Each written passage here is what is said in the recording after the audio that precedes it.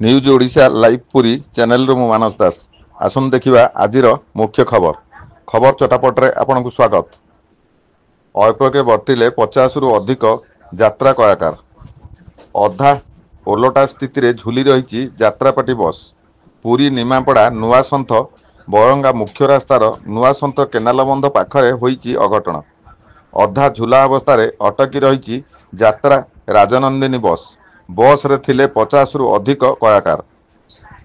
बंध रास्ता निम्नमानर काम होइथिबा नै स्थानीय लोके अभियोग आणुथिबा बेले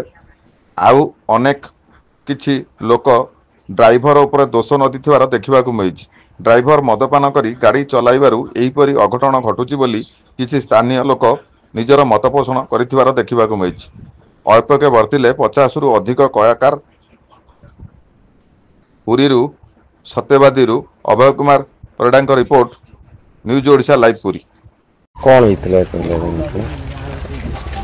कौन घटना ये यात्रापटी आमर मालसाही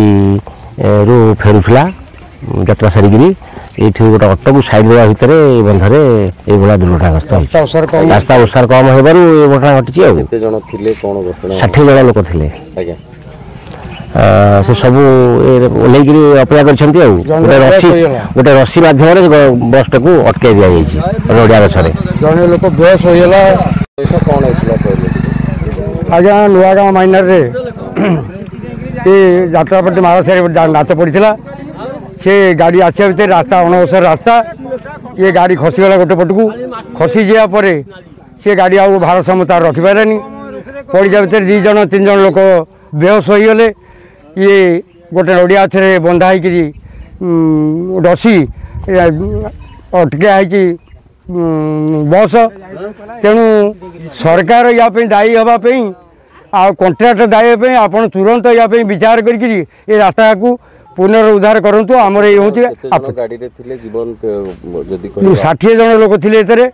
3 जन लोक आघात होती